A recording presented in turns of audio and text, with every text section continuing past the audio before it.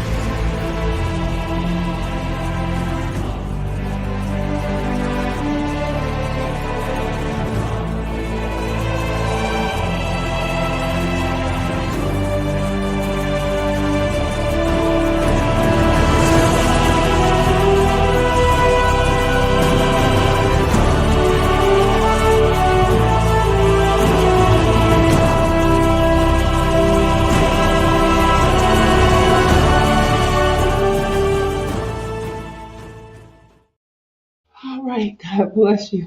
And thanks for joining. I had to run and grab something. All right, so we are in the 29th chapter of the book of Ezekiel. We've come a long way. We're more than halfway through. And remember, I said a few weeks ago that after we get into the later chapters of the 20s, and once we get into chapter 30, that things were going to get better.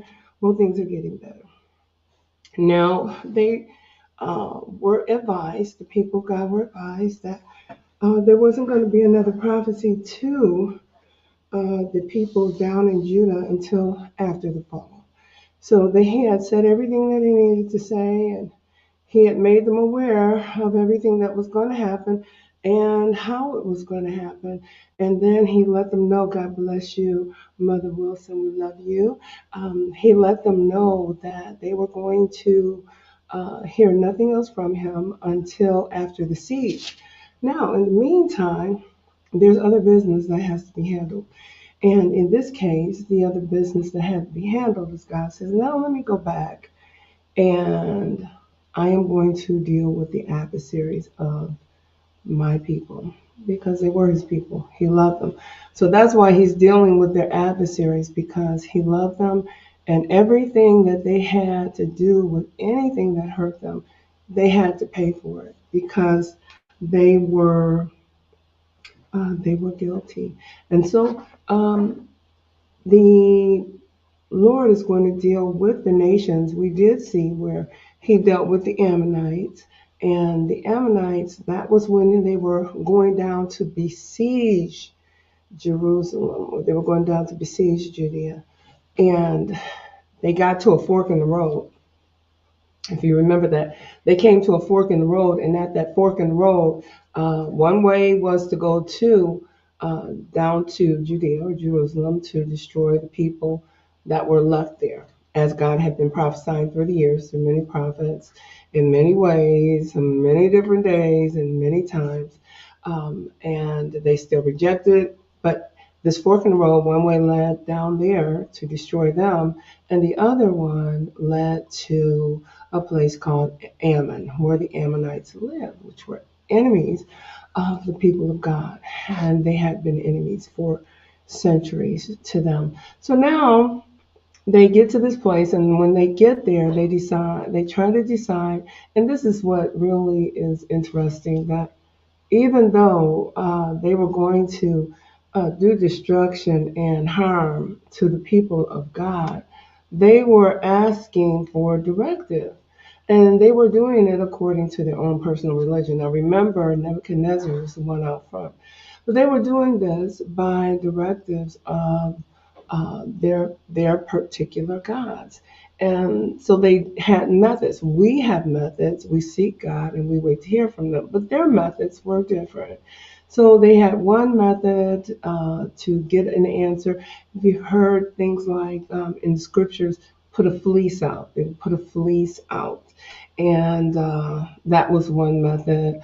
Or then there was the Urim and the Thummim, which were the stones that were on the breastplate, the stones that were on the breastplate of the high priest. And they would light up and they would get a message and a directive from them, and it was coming from God. And then sometimes God would just send them a prophet to give them a word. Well, here they get to this fork in the road, and they're trying to decide who they're going to destroy first. And in the process of seeking their gods, it included what they called shaking of the arrows. So I think they marked on each one of them some kind of a marking that would signify the preeminence of the decision on that arrow or direction. The other way was to take out a liver of a freshly slain animal. It's strange, but probably was a lamb or something, and they would slay it and take out the liver and they'd look at it. The colors, the hues, the lines in it, all of those, any imperfections, and that would be how they would guide themselves. So they got to that place and they looked at and they examined and they decided, we're going this way. We're going to kill the people in Jerusalem. All right, we're going to finish them off. Well, that was a prophecy.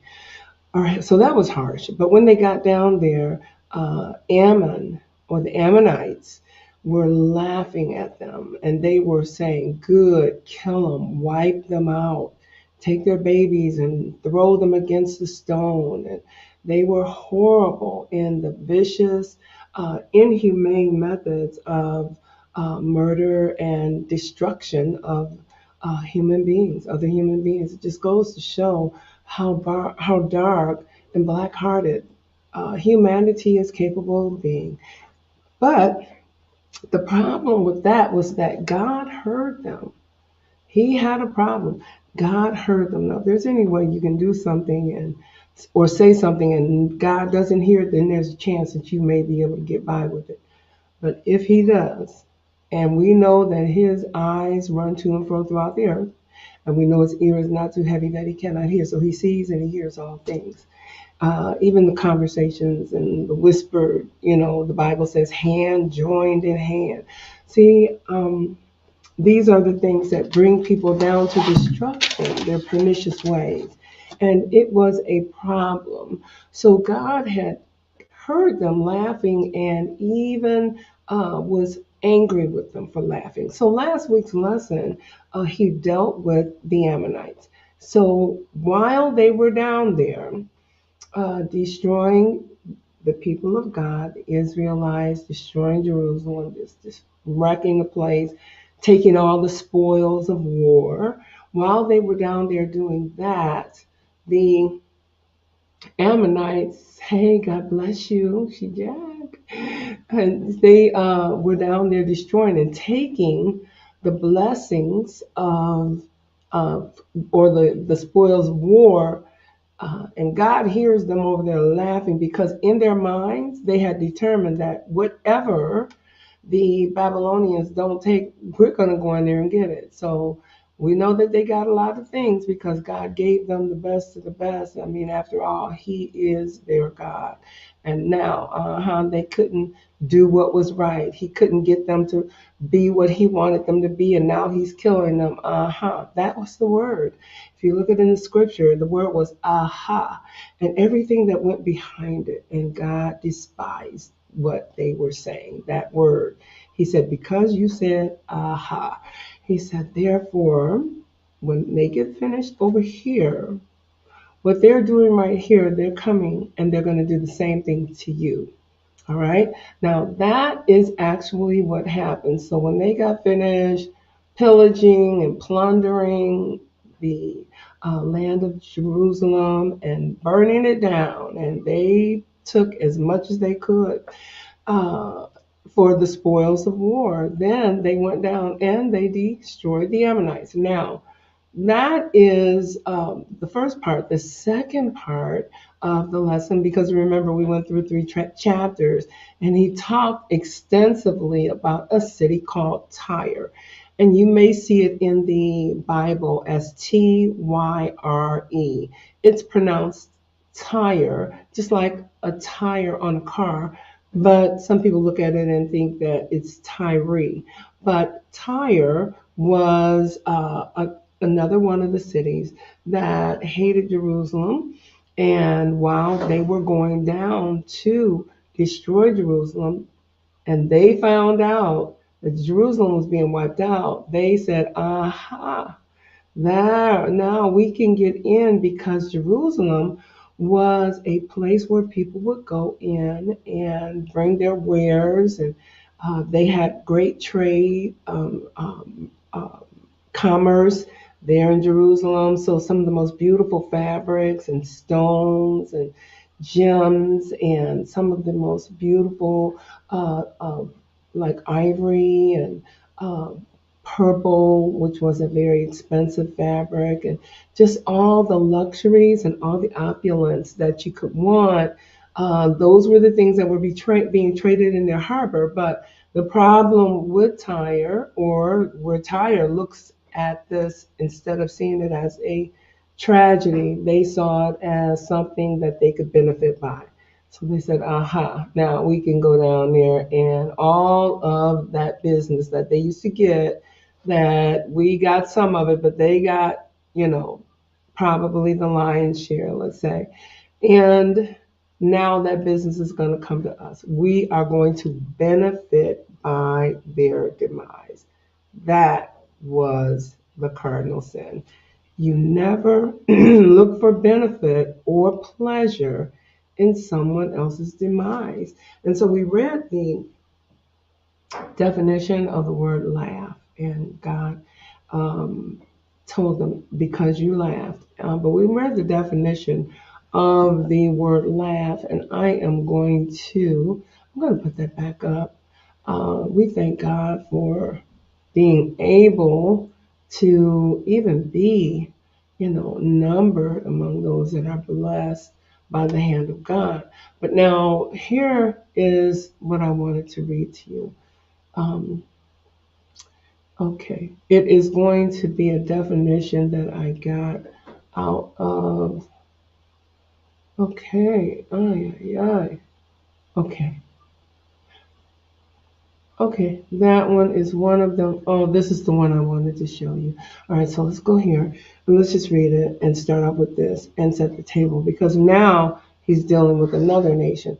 All right, so laughter was human laugh. What it says is that human laughter, pardon me, would seem to require the obliteration of something or somebody, not merely to be derided, or not just to be broken down, or to be demeaned and criticized. and to be, your character assassinated, slandered. He said it's more than that. He said, but the ultimate idea is that at the end of this laughter, that it would not merely deride, but that it would laugh. It meant to laugh others out of existence, so to destroy them. And it's a wicked thing. It's a wicked spirit. It's a wicked heart. It's a wicked mentality. And so, because of that, God hated it. So, Tyre ended up being besieged. Now, this lesson is going to come in at a place where it is very critical to try to understand how vast this army was. So they weren't just a group of people. They weren't just a group of people that were just marauding and taking over other territories, but they were capable of doing numerous things at one time. And the problem down in Tyre is that the land was, the way that Tyre was set up is they had an island. And out on the island that belonged to Tyre as well, um, that was part of the city. And then there was a part on the land that was about a half-mile separation. And in the waters, they had their navy and they patrolled the waters and protected them from all of the would be predators or those that would come in to overthrow them and armies that would try to besiege them. So, with them being in the water, their navy fought from the water and their army fought from land. So, they put together these hot it was sand and another substance, and they'd heat it up and they'd lob it out at those vessels that would try to come in and take over, and they overthrew them. So they were pretty safe. They were almost impenetrable. So they had been besieged for a long time. Now, only part of it was because they couldn't get out to it, but they could eventually get into the part that was in the landmass.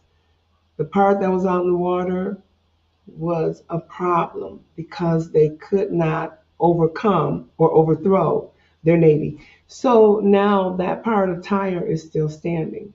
Now the prophecy that went out, that God said, when I get finished with you, I'm going to scrape you and I'm going to wipe you out. I'm going to demolish you. Then I'm going to scrape this city all the way down to the rock. So that was a lot of fury. One thing to overthrow and to destroy and to leave in ruins, but all the ruins, when I get finished judging you, all of your ruins will be in the midst of the sea. And this is a prophecy that would continue to stand even after the Babylonians got in. Now, they did overthrow. It took some time for them to overthrow. And one of the ways to find out is by looking at the words of prophecy. So they will give you dates, and those are significant. So when they say something like the third year of the reign of so and so, that gives you dates. And it's not all going to happen, or you're not going to read it, chapter 1, 2, 3, 4, 5, in chronological order. Sometimes events happened another way. So there is a way to read and to understand prophecy, and that is by paying attention to the dates. So what we're going to do now, Tyrus gets wiped. It ends up getting wiped out, but I want you to see how this is going to work. So let's go to the 29th chapter. All right, and verse number 1. It says, in the 10th year, in the 10th month, in the 12th day of the month, the word of the Lord came unto me, saying. Now, this is God talking to Ezekiel. He's talking to him in the 10th year, and this is the 10th year of the reign of King Zedekiah. Okay, so he had been reigning for 10 years. So from the very beginning of this, when this book, when I think it was Jehoiakim that was the king, there have been a lot of things that occurred, but Jeremiah's prophecy, his ministry of prophecy is going on and on.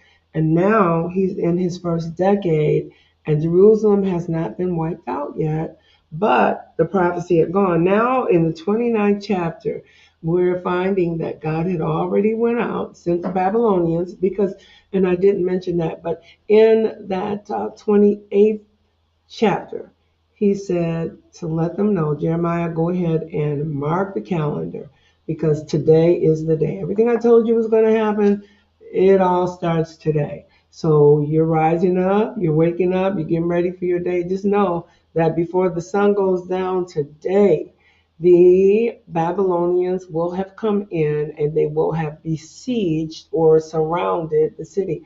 And Jeremiah had no way of knowing that. It wasn't like they had CNN or, they had drones or anything like that. God gave him the word, just like God gave Moses the understanding of how the world came into being. So now they're in the 10th year, in the 10th month, and he says, the word of the Lord came to me saying, Son of man, set thy face against Pharaoh. Now remember, the first ones were the Ammonites.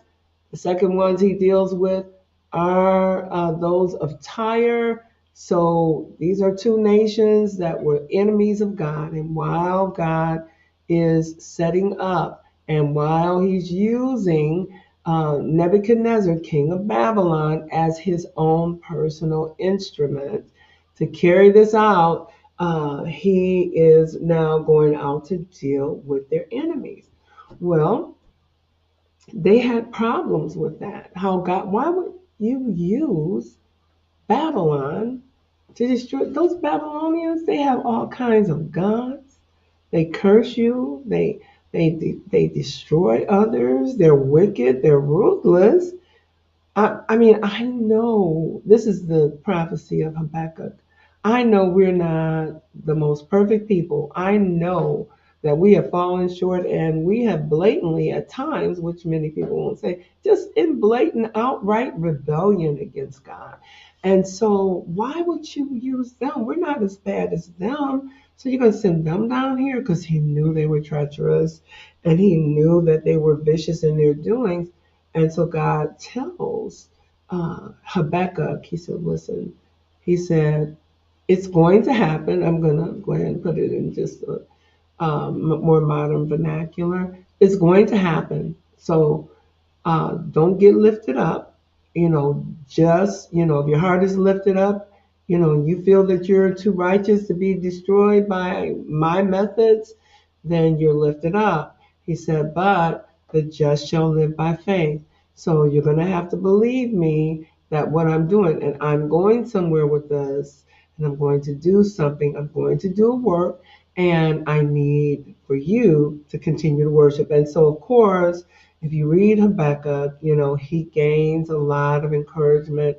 And by the end of his book, which is a chapter number 4, he is worshiping God and saying, whatever happens, however long we have to struggle, and we are in poverty and desolation, and starvation is in the land, I am going to leap upon my high places because I believe that a better day is going to come. Now that's a hard place for most people to be, where you can't take anything. Sometimes you just can't take anything. If somebody says something to you, they look at you sideways, or they use a tone that you can't take, then you're already ready to drop your, Bible, so to speak, or you're ready to drop, the whole deal and walk away or give up or say, God, you're not fair, you're not just. And that's what that's what Habakkuk did. He said, I'm going to give God this response, and then I'm going to sit back and see how he answers to that. He said, Lord, you're too just. You're too righteous to do that. And he made his argument with God, and then he said, now let's sit back and wait and see what does he got to say about that. How is he going to respond to that? And God responds with, the just shall live by faith. And so he accepts it. Now, that's a hard thing too, I understand. But when we accept it and know that God has a way that we cannot fathom because we are mortal, because we are finite, we have limitations. But if you can trust that God knows what He's doing, it may still hurt, but you know and expect that it's going somewhere. So that was the case. So God now has them under siege, and He begins to talk to Tyre. And He lets them know, you shouldn't have never said, I don't like the way you talk to them. I don't like what you said about me and my people. They are still mine. I still love them, whether they make their bed in hell or whether they ascend into heaven. I love them, and you should have kept your mouth off of them. And so now I am going to wipe you out, scrape you off, and throw everything in the city into the midst of the water. That is a total destruction if there has ever been one. And so they do, but they have a problem with that island out there. But they do for the mainland, they wipe it out as much as they can. They burn it down, they pillage it. But by the time, because they have been sending all of their wares and all of their wealth and their riches and resources out to the island by way of their strong navy. And so they sent it out there. So there was very little left in the land except the people, and they were living on the beggarly elements of the land. And so after they get out there, all that stuff is on the island. Finally, when uh, Nebuchadnezzar breaks in, it had been 13 years. Now, that is from 586 BC all the way down to 573 BC. That's 13 years because the numbers decline as we are coming to the coming of the Messiah, the first advent. So they do. They have nothing. They do that, and when he finally breaks in, there's nothing for him. And so now these men have worked for 13 years. Now you stop for a minute. That may seem like, okay, they worked for 13. Think for a minute. How did you look 13 years ago? Get a picture. Right now they have this thing on Facebook. It says, uh, now and then. So it'll have a picture of you from 10 years ago, 5 years ago, 2 years ago. And then they'll ask you to put a picture up of how you look now. And how did you look 13 years ago? Now, you may have been well rested, eating good. You have been, may have been taking good care of yourself in your youth and your strength. Well, these men have been fighting and battering and struggling to besiege this wall, to scale this wall, to get in and to get at them. And he had been exuding his strength. God bless you, Eric. Exuding his strength to get into Babylon. They did that for 13 years. Now you do that for 13 years. Hard labor, fighting in an army over one place to get in. So by the end of the time that they finally get in, these men have lost their strength, a lot of it, because they've been moving around heavy rocks and all kinds of debris and trying to find spoil, and they're still trying to get um, out to the island, and they don't. So now they don't look as healthy or as youthful.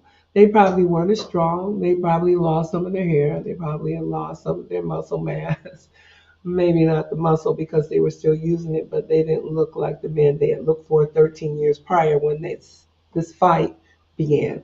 So they go in. And when they go in to get it, they find out there is nothing here. Now, we have been fighting for 13 years. We have been out here fighting, and we have been out here searching and trying to get past this wall for 13 years, and we got nothing. We got nothing, no kind of pay, because that was how they got paid. They got paid by the spoils of war. So whatever they were able to get out there in war, they were getting, that was what they took back. The riches, the garments, the jewels, all of the fine possessions that they owned. And this was a wealthy, opulent city, so they had much to gain. So they thought when they got in there, there was nothing. Now, I have learned to respect and honor that God says, if I'm going to use you, I'm going to pay you for what you've done. So now, since you all have made it so that they would not, and he knew it was going to be that way, but you've made it so that they couldn't get spoils of war.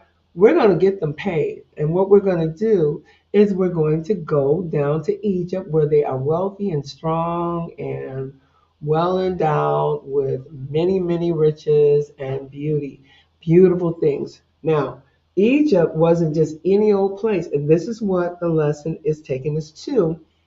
Now, Egypt, let's read verse number 2. It says, Son of man, set thy face against Egypt, against Pharaoh, king of Egypt, and prophesy against him and against all Egypt. So, two things. I'm going to prophesy against your king, and then you people of Egypt. I got a word for you too. So, in verse number 3, he says, Speak and say, Thus saith the Lord God, Behold, I am against thee. You never want God to be against you. It's a terrible thing to fall into the hands of an angry God. But he said, Son of man, now I need you to prophesy to Egypt and tell them, I am against you, Pharaoh, number one, king of Egypt, and I'm against the Egyptians. Now, Egypt wasn't just another city. Egypt just wasn't another coastal territory that had commerce and that had wealth. Egypt was actually the second major world empire. There was another one called the Akkadians, and I need to read up on them, but I don't hear much of them. The Akkadians, they were the first ones, and this is after the flood.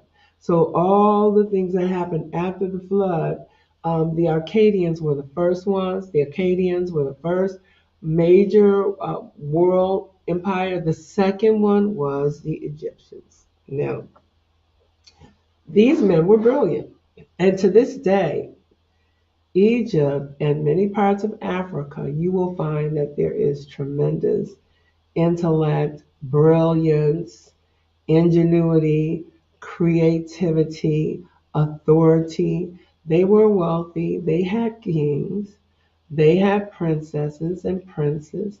And because they were a nation that was full of idolatry, they had all types of gods and goddesses and ways of worship. That's where they began all of their problems. They began to look at, while they were in captivity, see, you got to watch where you go and who you're around, because while they were in captivity, they picked up on a lot of this idol worship. They picked up a lot of this lewd behavior and the ways that, I mean, Israel had its celebrations and its feasts.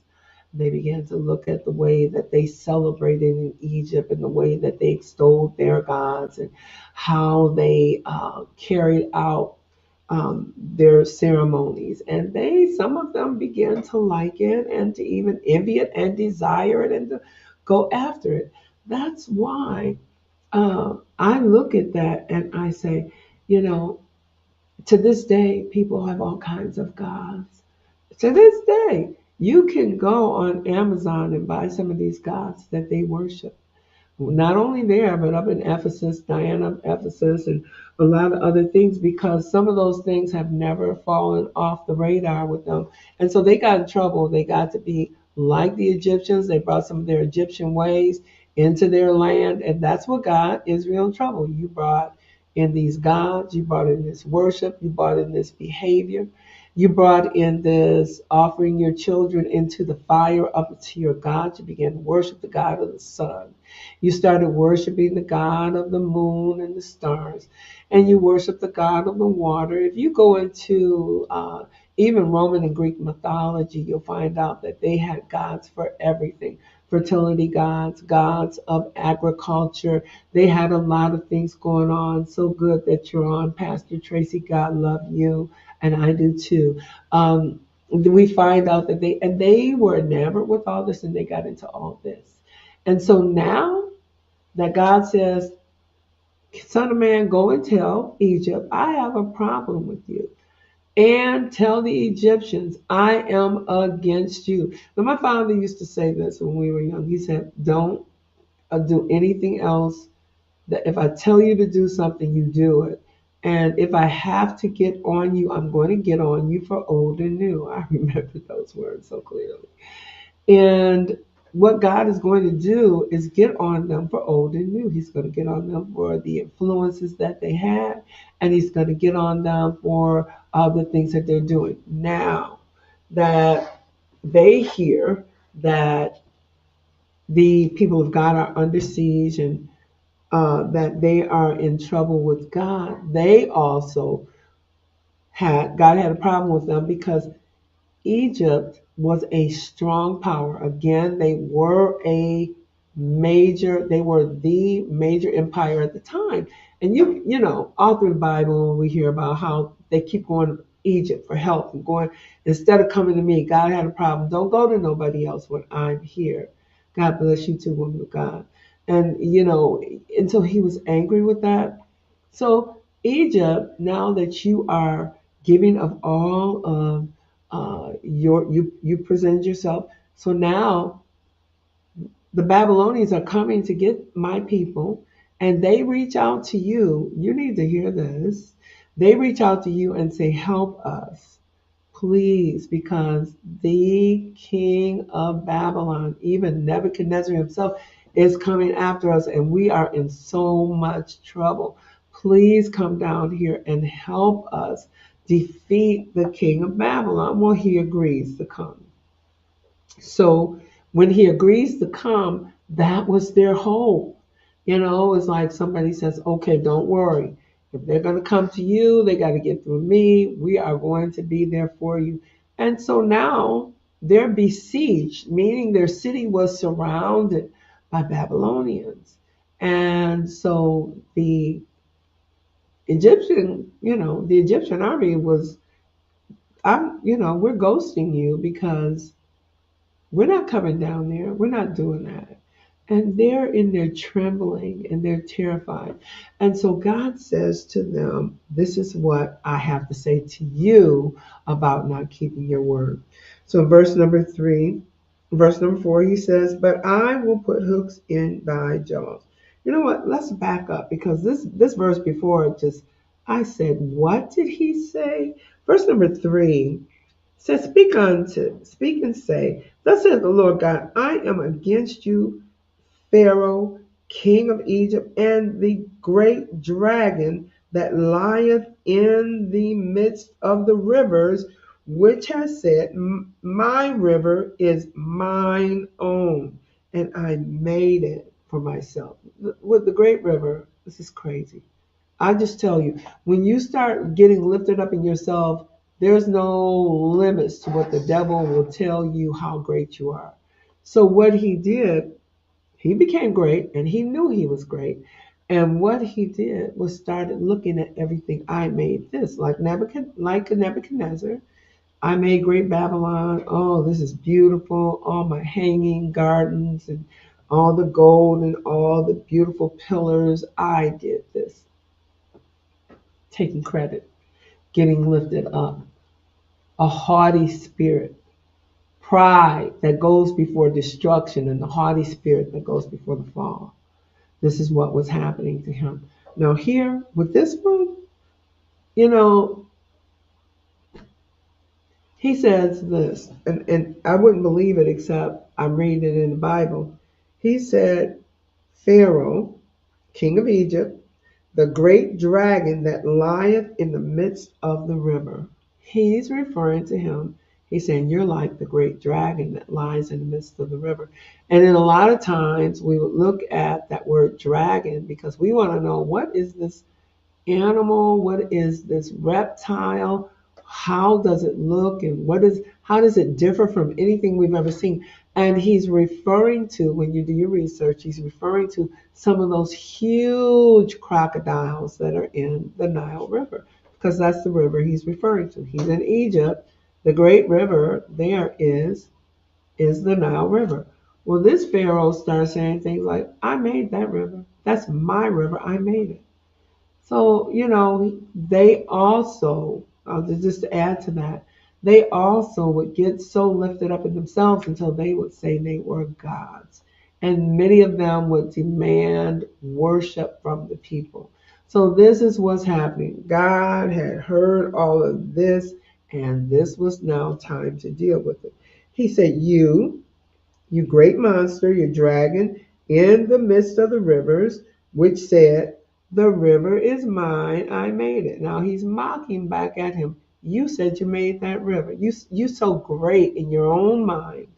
You're such a legend in your own head until you are now believing this hype and you're taking it too far and you're saying, the Nile River, that's my river. I made that river. That I made it for me. Verse number 4.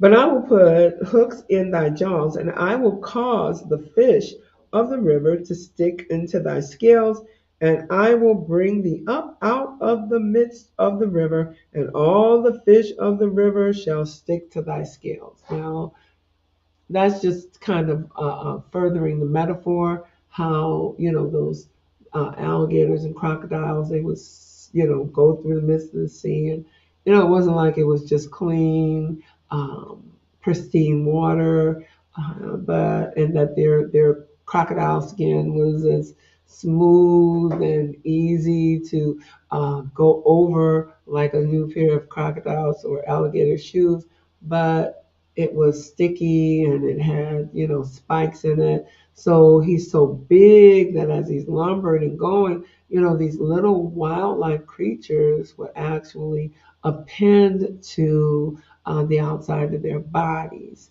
And so they would be covered in debris and other things. But they were horrible creatures. They were horrible creatures to try to catch and to gain. But God said, I'm going to put my hook in your jaw. I am going to fish you out.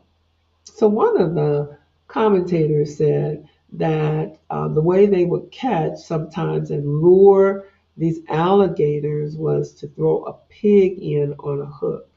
And just like a worm on the hook for a fish will lure him and you can reel him in, well, the same way with alligator, but it would be a pig and it would lure him and then you could, it wouldn't be easy as I was going to study and look at how they capture alligators. But I've seen enough of, some of these wildlife stories where when they catch an alligator, the first and main thing you had to do, avoid that tail because that tail was very powerful and he was a huge creature. I mean, dozens of feet long, sometimes 15 or more. I've heard of it easily. So they were bigger than that, but God said, you're the monster in the midst of the sea. God bless you, Laura White. But you catch this alligator, you'd have to wrap tape around his mouth so that you can wrap it shut so that he cannot have that advantage. Secondly, you had to, and then take you, because if he gets you in his teeth, he is going to prowl, slow walk his way, and sometimes they ran right back out into the Nile River and take you down and eat you. And they could just see the tussling and the bubbles and all of that from a human being eaten by an alligator. So God said, but I'm going to put my hook in your jaw. I am going to do it. And I'm going to draw you out. One scripture, I think it's Joel. Job, he said, can you draw out Leviathan, which was another sea creature, a huge, probably a overwhelmingly huge crocodile? He said, can you draw out Leviathan? He said, but I can put my hook in his jaw and I can bring him out. He said, but if you ever try it, he said, you're no match for him. He said, and if you ever did it, you regret it and you never do it again if you survive. So it was not easy, but with God, no problem. And so he's talking to him and he's referring to the king of Egypt as this monster or as this great alligator. You're so fierce, nobody can do anything with you. You are just too powerful for anybody else, but not for God. So now let's look at verse number 5. He said, I will leave thee thrown into the wilderness, thee and all thy fish by the river. Thou shalt fall into the field. Thou shalt not be brought together, nor gathered. I have given thee for meat to the beast of the field and the fowl of heaven. So I am going to take you, I am going to throw you into a field. Now, this is all a metaphor for how God is going to destroy the king of Egypt. Now, the king of Egypt was going to be destroyed. All of that is the way he's going to do it. But the problem with the king of Egypt now he's walking down the enemies of Israel. And he said, I'm going to get you for that. Now I got them under besiege because you laughed and because you stood in the way and because you said you were so great and you were supposed to help them and you didn't. That's where we're at now. There's a few others we're going to deal with. But in chapter number 29, we're dealing with the king of Egypt. Chapter number 30 is going to deal with them too. We're not going to try to do multiple chapters tonight. But he said to the king of Egypt, he said, I'm going to throw you out into a field and nobody's going to pick you up. You're not going to be gathered together. Nobody's going to go out there and pick up this debris field and take these carcasses and give them, a decent, dignified burial. They're going to be out there, and you too. And you're going to be out there just for the beasts of the field, the coyotes and all of those other creatures, the foxes and tigers. You're going to be out there for them. You're going to be food for them. And then what's left, the birds of the fowl of the air are going to come and pluck your flesh from your bones. And they are going to gorge themselves on your blood. Your blood is going to be scattered all over your land. Mr. I made the river and I made it for me. You're high and lofty. I have to bring you down. And now prophesy and tell Egypt, I have a word for you too. So it's not just your king, but you have been lifted up because you are a superpower. The problem I had with you is that you did not go and help them when they cried and said they needed you.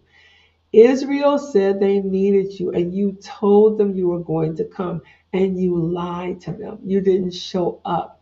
While they were being destroyed, the whole time they were expecting and watching and anticipating that at any time you and all the host of people with you and your army, you would come and they would be rescued from the Babylonians. But you didn't do that. So I'm mad at you.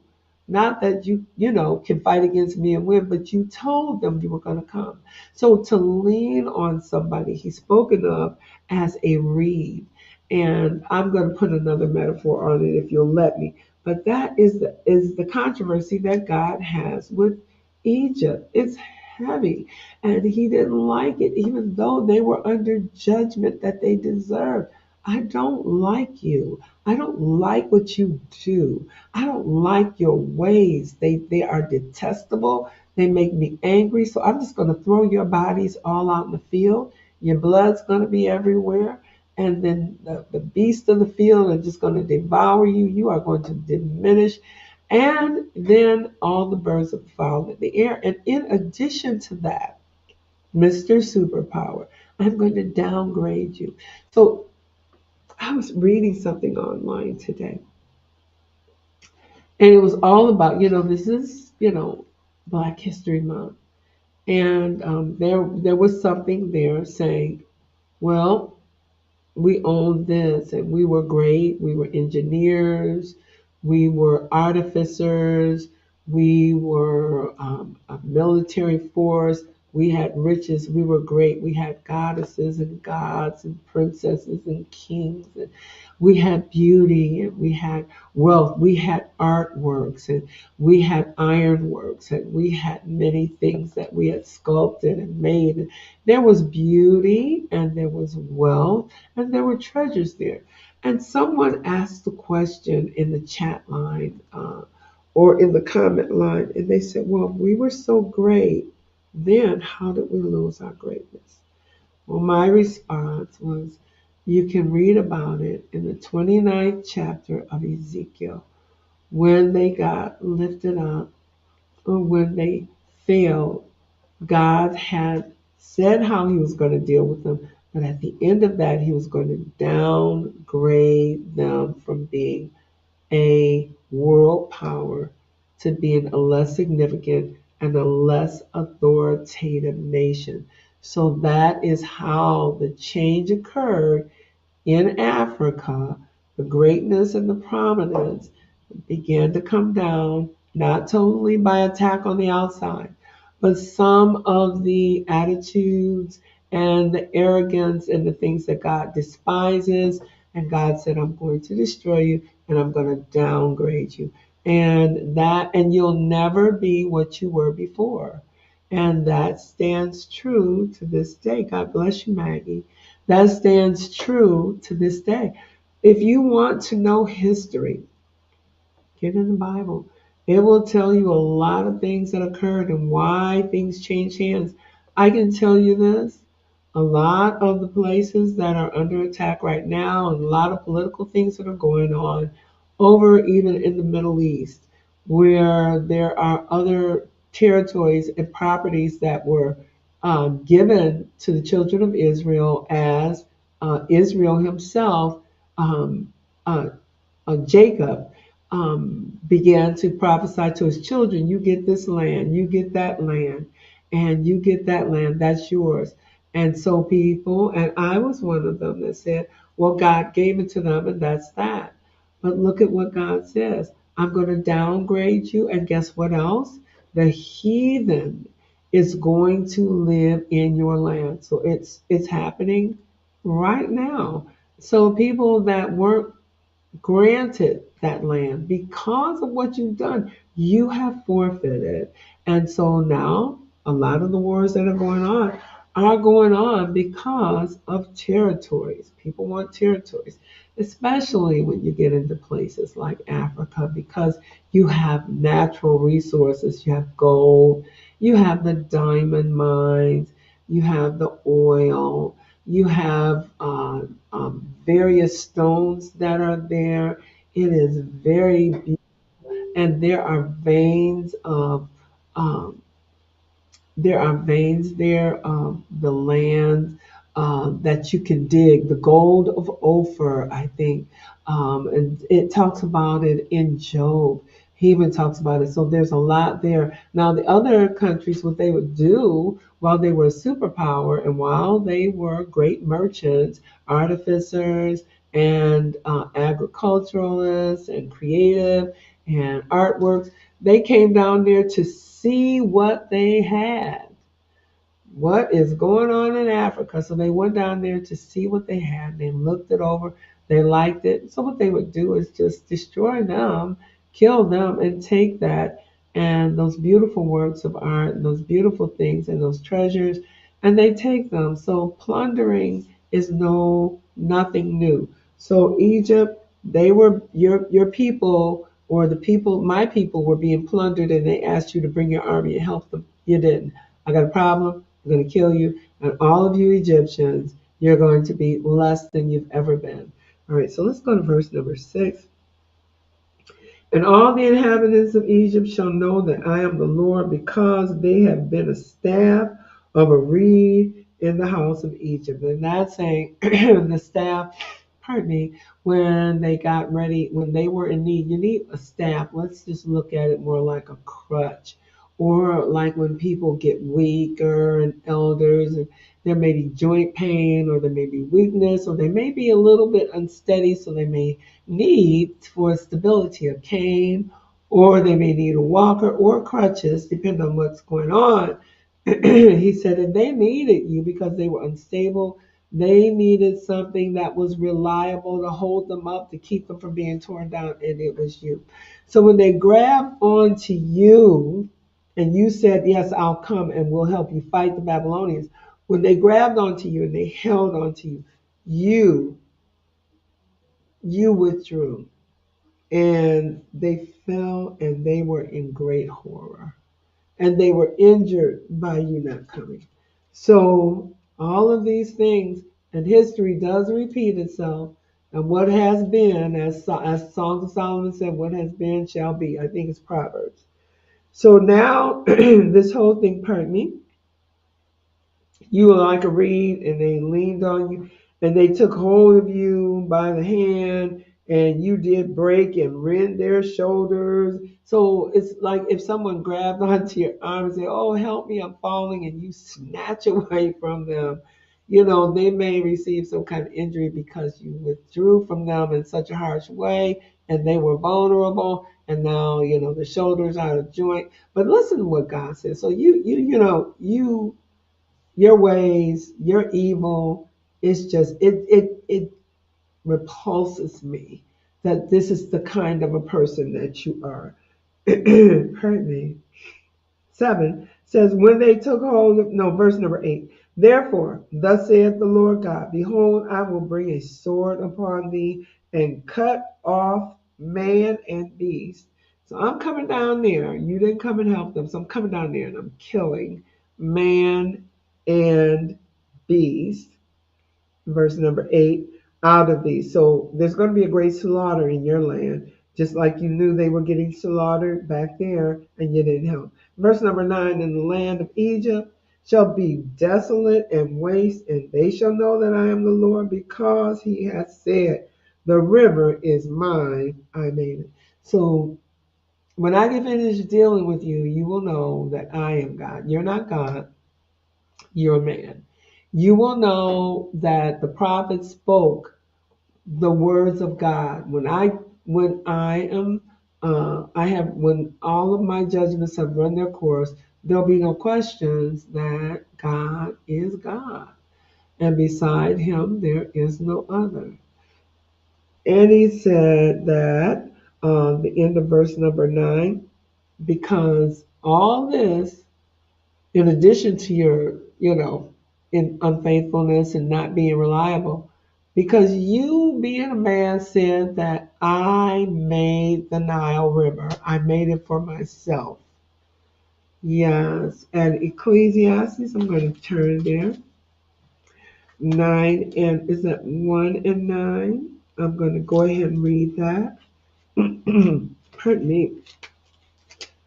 These lessons are here to teach us something. They're for our learning and our admonition.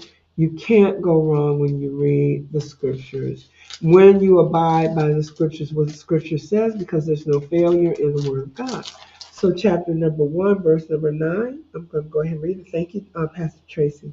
The thing that hath been is that which shall be, and that which is done is that which shall be done, and there is no new thing under the sun. So it's going to keep happening, and it's happening. It was happening then. It was happening before then.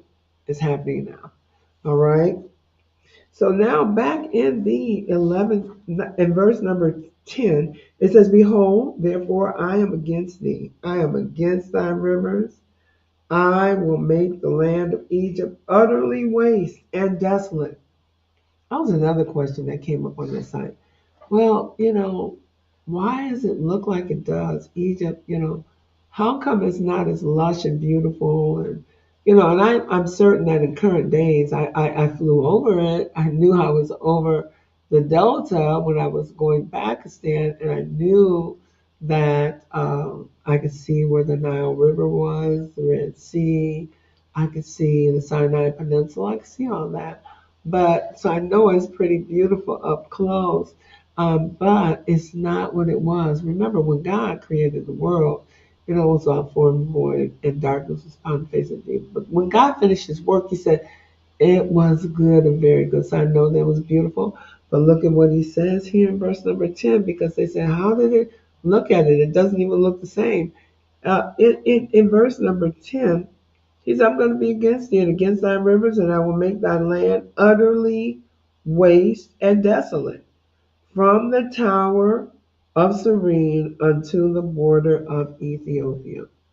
So the tower of Serene was like the very northernmost part. Ethiopia was the southernmost part. So everything in betwixt and in between. There in Egypt, when they would make statements to cover the entire land of Israel, here in Israel, I should have said, they would say like from Dan to Beersheba. So when you read the stories or you read in the Bible, it says from Dan to Beersheba. Dan is the uttermost part of the northern tip of Israel, and Sheba would be all the way at the southernmost part. So everything in between, the whole land mass, not land mass, but that whole territory. So he said, I'm going to finish it off and I'm going to go all the way down to Ethiopia. Now, this is no small thing because Ethiopia itself has implications in scripture that it was one of the most beautiful places on earth ever. And that is it's about the fourth chapter of Genesis. And he said that there were four rivers. And there was a place called Eden, the place of Eden, the Garden of Eden, this beautiful place. He said there were four rivers that flowed out of Eden. So there was a life source and flow of water and lush greenage and foliage and beauty and fruits and trees and flowers, and every one of those trees, not just the tree of green of good and evil, but all of those trees. There was a tree of life. It was so rich that if you ate of it, you would never die. So they had to, and that was the properties in the tree, and God wasn't changing it for them. He just kept them out of it. But all of the trees had a substance in it that could provide something that the human body would need and that humanity could benefit by. And all of God's foliage, the petals on the flowers provide lavender that gives you fragrance to calm your spirit and to give you rest when you're having insomnia. And there are other properties in these different trees and these different plant lives that are antibacterial, that are healing, that are uh, disease fighting, that can take away issues and skin and body problems almost immediately. So in this place, he said, when I'm going to make you desolate, you're losing all of that. You're not just losing, you know, the beauty of the landscape, but everything that was in, everything that was there. I was so comprehensive. I was so mindful to put every drop of everything you would ever need pertaining to life and godliness in those plant spaces. I'm going to wipe it out. So that's going to be gone. It's going to be desolate. It's going to be a waste place. And then you'll know that they were talking and prophesying from the Lord. Listen to verse number 11. No foot of man shall pass over it, and nor beast shall pass through it, neither shall it be inhabited 40 years. So I'm going to wipe it out. I'm going to destroy it. I'm going to kill everything. And for 4 decades, nothing living is going to walk through this land. It's a judgment. It's a judgment. So do you see how Egypt went from being beautiful all the way down to Ethiopia to being lush and beautiful and full of resources to having nothing, and nothing dwelled or inhabited that place for 40 years? I tell you, if you read the Bible, you will understand that God is the Almighty. No foot of verse number 12, and I shall make the land of Egypt desolate in the midst of the countries that are desolate, and her cities among the cities that are laid waste shall be desolate 40 years. And I will scatter the Egyptians among the nations and shall disperse them through the country. So I'm going to scatter them all over the place. They're all not going to die, but they won't be living there. So Egyptians moved out to other places around the world, and nothing lived there for 40 years. First, this is all because he said, I am God. I created the Nile. I did it for myself. And you didn't go down there and help them. You see, God deals with our enemies. Do you see how vengeance belongs to the Lord? You never have to take vengeance into your own hands. Because could you have ever done this? You never could have done this. This is something that only God can do. We always sing the song, only God can do it. Only God can do it. But look at what he can only do. I doubt that a lot of people look into all of these things. All right, verse number 13. Yet thus saith the Lord, at the end of the 40 years, I will gather the Egyptians. This is beautiful. I'm going to do all this to you and destroy you and scatter you, and nobody's going to live it for you. But at the end of 40 years, he gives us a light at the end of the tunnel. He gives us hope. He gives us an expected end. He says, at the end of the 40 years, I am going to gather the Egyptian people from wherever they were scattered. I'm going to bring them back. I'm going to bring them back.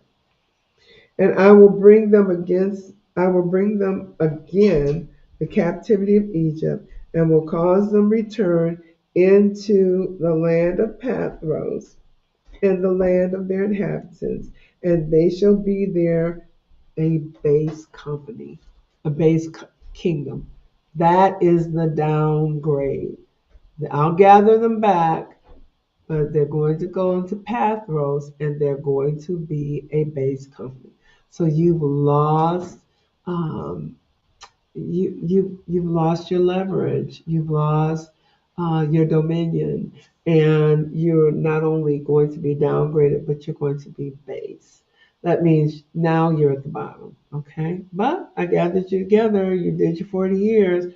I gathered you together, but what you did is forfeited the greatness that you had because you couldn't do it without your head getting expanded and getting caught up in yourself. And for that reason, I have to do it this way. Yet the Lord said, okay, verse number 14, and I will bring them again to the captivity of Egypt, and will cause them to return into the land of Pathros and the land of the inhabitants, and they shall be their base kingdom. 15. It shall be that the basis of the kingdom, neither shall it exalt itself any more above the nations, for I will diminish it.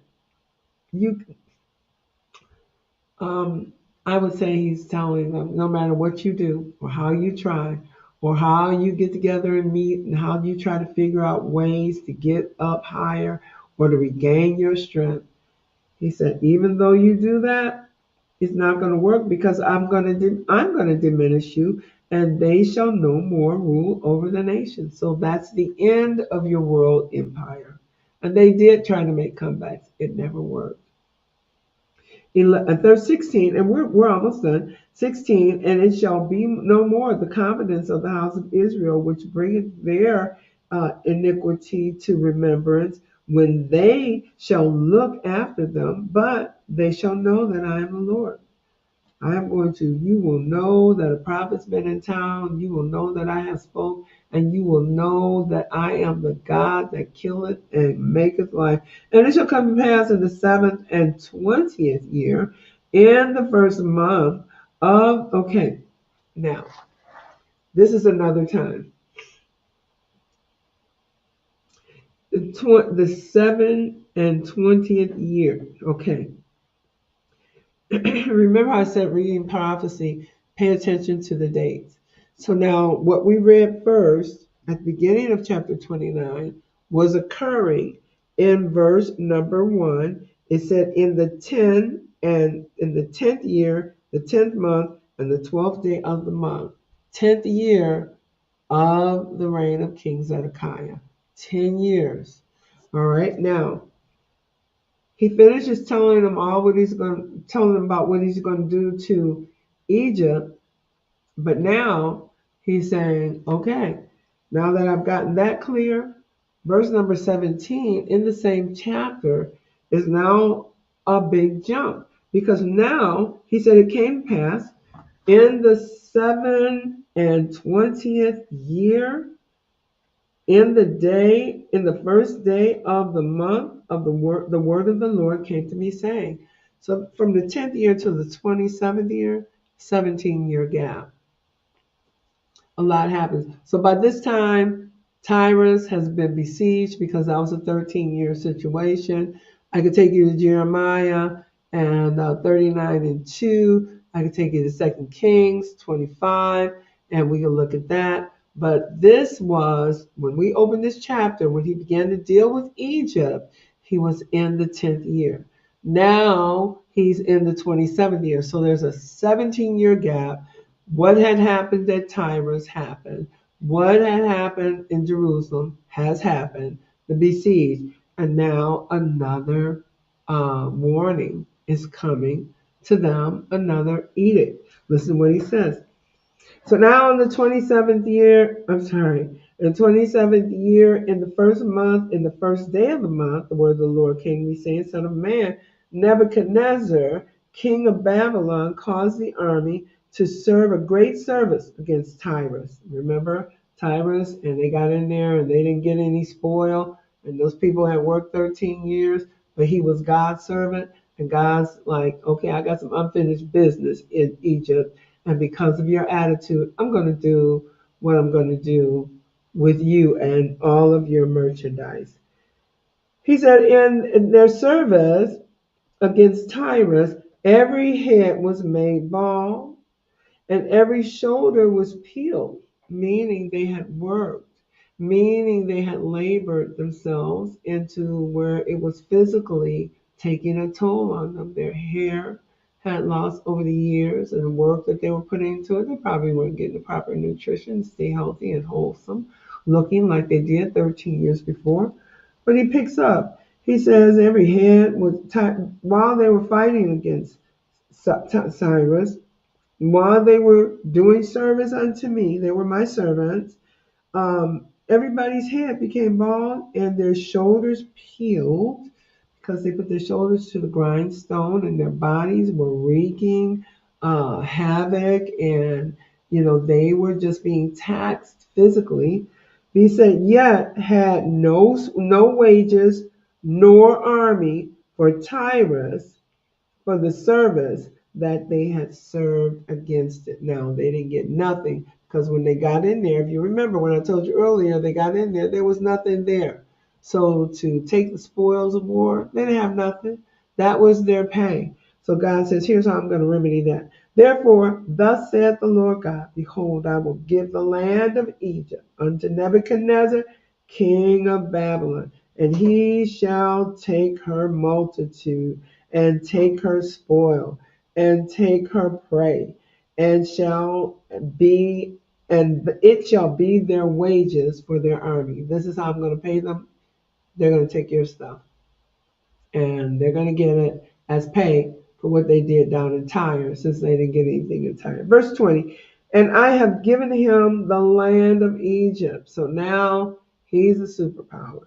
I have given him the land of Egypt for his labor, wherefore with he served against it, and because they wrought for me, saith the Lord. They worked for me, so I am going to pay them. I'm not unrighteous to begin their work and their labor of love. I am going to pay them for their work, and I'm going to use you and all the wealth and opulence you have here to do it. He says, I have given the land of Egypt for his labor, wherewith he has served it, because they wrought it for me, saith the Lord of hosts. In the last verse, in that day I will cause the horn of the house of Israel to bud, and I will give thee the opening of the mouth in the midst thereof, and they shall know that I am the Lord. So now I'm going to give another word to Israel. There is coming a day when I am going to build you back up. I am going to lift up your horn, which means your authority, your strength. That's coming back to you. So you're in a bad place now. Yes. It's stored up for you, and but I've got something coming. So don't give in, don't get discouraged, don't walk away, don't be broken about this. Your day is coming. That is a heavy book of prophecy, and that is Ezekiel 29. Now we're going to go into chapter 30. It's talking about the desolation of Egypt. Then he's got another enemy to deal with, the Assyrians. And he has to destroy them because they have a problem. He had a problem with them. And then there's going to be the whole lament over Egypt. And then Ezekiel is going to encourage the people to stay on their duty. The shepherds of Israel will be reproved. So he's getting everything back in order, getting ready to set them back in their place after their 70 days, 70 years judgment. But Egypt only gets 40. But God's got something for them at the end. So this is a lot. This is a lot.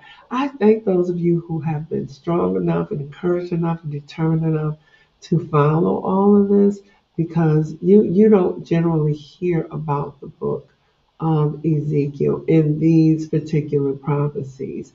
And these are prophecies that all bring understanding to us about a lot of things. He said it's for our learning and our admonition. If we don't take it, if we don't study it, we don't get it. So hey, I'm about 17 minutes over. But that was a very, very good chapter. All right, so anyway, we are at the end of chapter number 29. I'm going to go ahead, publish this, and I'm going to have it search engine optimized so that it can go around the world. Hopefully, others will receive strength from what we're doing. Okay?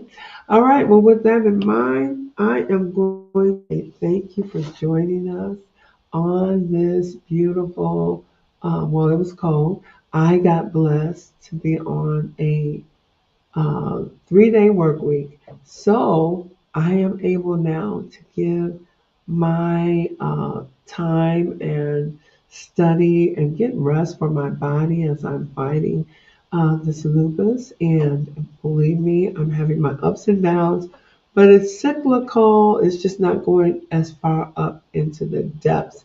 I'll be talking about it soon, but it's getting better. But I want to talk about it because I feel like people need to know there's some things that are normal, but you can recover yourself. All right, that's enough. Okay, so God bless you all. Thank you for following. And at this time, I am going to just thank you once again for joining us and ask you to be with us again. We come back on Wednesday. On Wednesday, it will be the Bible class. Thank you. Be the Bible class. And on, hopefully my husband will be with me on this one. But then on Thursday, on next Monday, we'll be in chapter 31. Now, these are things, like I said, you're not going to hear. But there are lessons in these verses that you can never gain unless you read them. And so God is giving us opportunity to learn things and to equip ourselves. Our country is in trouble. This world is in great danger. And because of iniquity has abounded and greed is having its way, there's a lot coming here in America as well as over in other parts of the world. So we have to go ahead and be vigilant, humble, pure hearted, and seeking God at all times. All right. So again, thank you for joining me.